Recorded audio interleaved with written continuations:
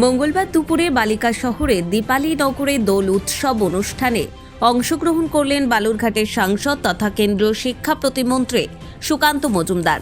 আজ সকালেই কলকাতা থেকে বাড়ি এসে পৌঁছান তিনি। তারপর তিনি পরিবারের সঙ্গে কিছু সময় কাটিয়ে নিজের কার্যালয়ে বসেন।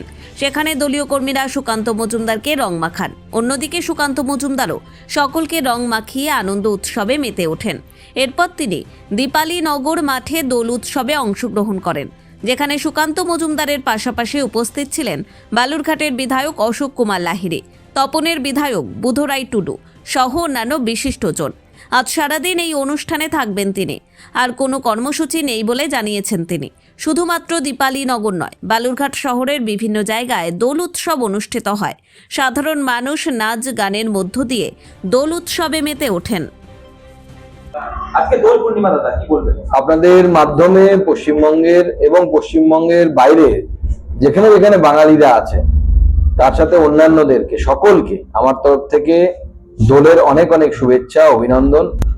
দোল এবং হোলি এবং বিভিন্ন নামে ভারতবর্ষের বিভিন্ন প্রান্তে এই উৎসবকে পালন করা হয়। আনন্দের উৎসব, একত্রিত হওয়ার উৎসব এবং নিজেদেরকে একসাথে আসার উৎসব। এই উৎসব সবাই আনন্দ ঘন মুহূর্তে সবাই উৎসবকে পালন করুন, মানুষের কাছে এটাই প্রার্থনা। আজ কি কি প্রোগ্রাম হয়েছে আপনার সারাদিনে?